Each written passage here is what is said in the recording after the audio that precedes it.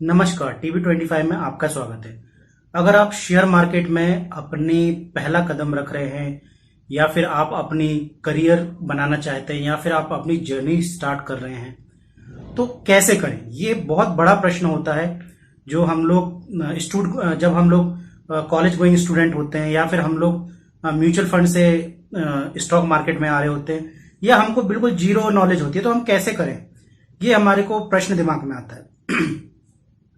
तो पहला आपको क्या करना है, सबसे पहले आपको एक डीमेट अकाउंट की जरूरत होती है। किसकी जरूरत होती है? डीमेट अकाउंट की। डीमेट अकाउंट क्या होता है? डीमेट अकाउंट वो अकाउंट होता है जिसमें आप जो शेयर परचेज करते हैं वो उसमें रखे जाते हैं और जब सेल करते हैं तो उस अकाउंट से निकल जाते हैं। इसके लिए आपको एक ब्रोकर की जरूरत होती है जो आपका डीमेट अकाउंट खोल के देता है।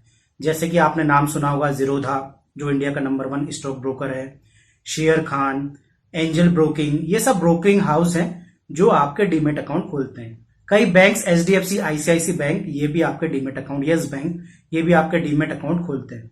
लेकिन बैंक्स के चार्जेस बहुत ज्यादा रहते हैं और जो डिस्काउंट ब्रोकर होता है जैसे कि ज़ीरोधा, इनके जो चार्जेस होते हैं, चाहे आप शेयर को बाय करें चाहे सेल करें या फिर आप ऑप्शन में काम करें किसी में, तो ये डिस्काउंट ब्रोकर होते हैं। इनके फ्रेंचाइजी नहीं होती, इनकी कोई ब्रांचेस नहीं होती है, तो इनके ब्रोकरेज बहुत सस्ते होते हैं।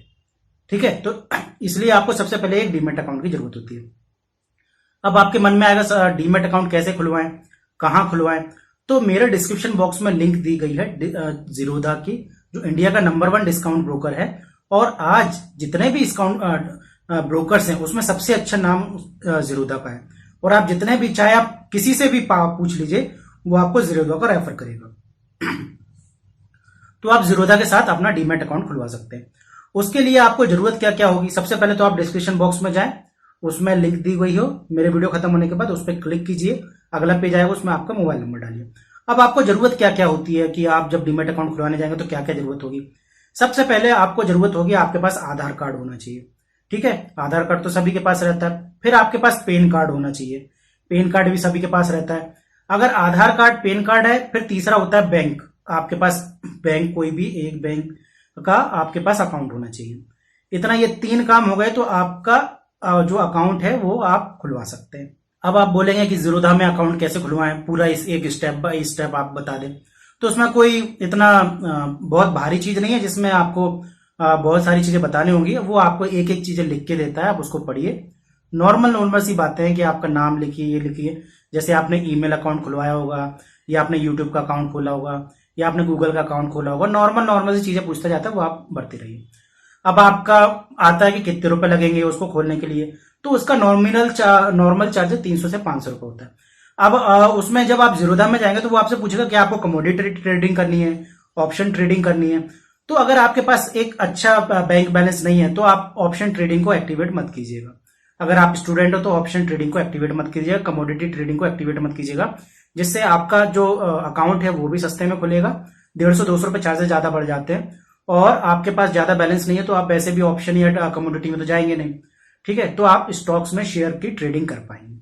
अगर आपके पास बैलेंस ज्यादा है या फिर आप खुलवाना चाहते हो तो खुलवा सकते हैं, आपके पास ऐसी कोई रिस्ट्रिक्शन नहीं है, लेकिन आपको उसके लिए बैंक स्टेटमेंट भी देना पड़ेगा। ठीक है, तो ये हो गई आपको डीमेट अकाउंट की बात। और वो भी मैंने बता दिया कि इंडिया का नंबर 1 डिस्काउंट ब्रोकर ज़ीरोधा है। अब मन में ये आएगा कि मान लो मैं उसमें 50,000 रखूंगा, 1 लाख लूंगा, कहीं ज़ीरोधा लेके तो नहीं भाग जाएगा। तो ये सब सेबी के अंडर में काम करने वाले स्टॉक ब्रोकर है, ऐसा आपका कोई भी फंड लेके नहीं भागता। ठीक है, तो ऐसा कोई घपला या फिर ऐसा कोई नहीं होता है। ठीक है, उसके लिए सेबी आपका कंट्रोल करती है, तो उसके लिए आप परेशान मत होइए।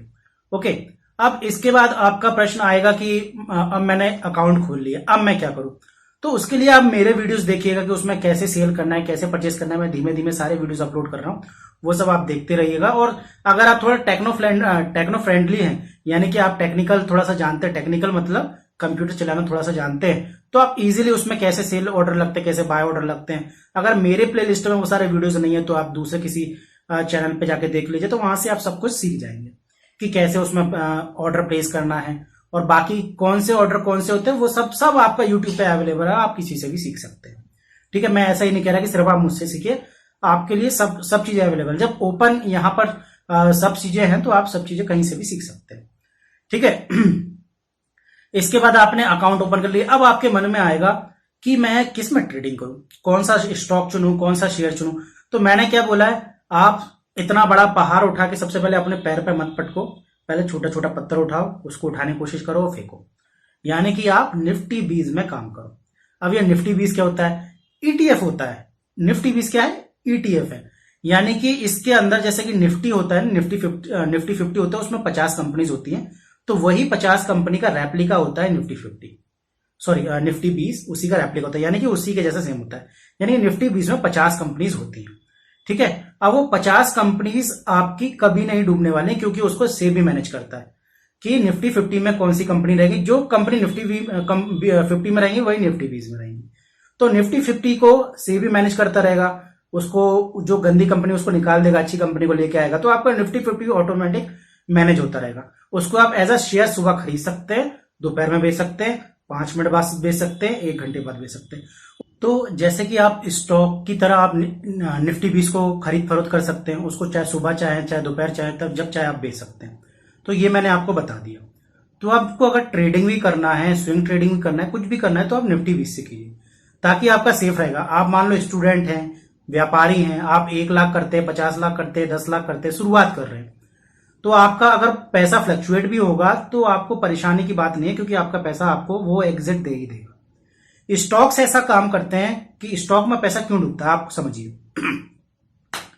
मान लीजिए आपने एक 500 रुपए का एक स्टॉक लिया, 500 रुपए यानी कि 5 लाख रुपए का 500 वाला कोई स्टॉक लिया। अब वो 500 का 300 रुपए हो गया, यानी कि आपका 5 लाख का 3 लाख रुपए हो गया। अब आपको वो कब एग्जिट देगा, यानी कि वो 300 का 500 के ऊपर होगा तब आपको प्रॉफिट होगा, अगर ये आपको 500 के बराबर होगा तब प्रॉफिट होगा। अब वो आपको 1 दिन भी ले सकता है, 2 दिन भी ले सकता है, 1 साल भी ले सकता है, 5 साल भी लग सकता है, 10 साल भी लग सकता है, और कहो तो 300 का 200 हो जाए। तो ये स्टॉक में होना बहुत बहुत पॉसिबल है।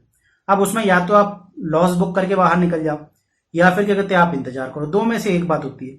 लेकिन उसके ऊपर जाने के चांसेस भी रहते हैं, नीचे के भी चांसेस रहते हैं, लेकिन ये कोई डिफाइन नहीं है कि वो ऊपर जाएगा भी। लेकिन निफ्टी 20 ये डिफाइन है कि वो ऊपर ही जाएगा, वो नीचे नहीं जाएगा। नीचे का चक्कर जरूर लगाएगा, लेकिन नीचे नहीं रहेगा, वो जाएगा ऊपर ही, चाहे वो आपका 1 महीने रहे, चाहे 2 महीने रहे, चाहे 3 महीने रहे। मतलब स्टॉक से कहीं ज्यादा सेफ आपका निफ्टी 20 है। तो इसलिए मैं बोलता हूं कि आपकी जो जर्नी है वो आप निफ्टी 20 से शुरू कीजिए, फिर साथ में आप धीमे धीमे 1-1, 2-2 स्टॉक अच्छी कंपनीज के उठाना चालू कीजिए। तो इस तरीके से आप डीमेट अकाउंट खुलवाइए, फिर निफ्टी 20 में ट्रेडिंग कीजिए। निफ्टी 20 में ट्रेडिंग करेंगे तो आपका पैसा नहीं डूबेगा और आपको सिक्योरिटी भी रहेगी। फिर धीमे से आप दूसरे स्टॉक्स में जाइए, थोड़ा सा दूसरे स्टॉक्स को सेलिंग परचेजिंग कीजिए। साथ में अच्छे अच्छे वीडियोज आप यूट्यूब पे देख सकते हैं कि आप उनको कैसे सेल करें, कैसे बाय करें, कैसे स्टॉक्स को चूज करें। या फिर आप मेरे जो चैनल है उससे भी जुड़े रह सकते हैं। धीमे धीमे मैं सारे वीडियोज अपलोड कर रहा हूँ, उनको भी देख सकते हैं।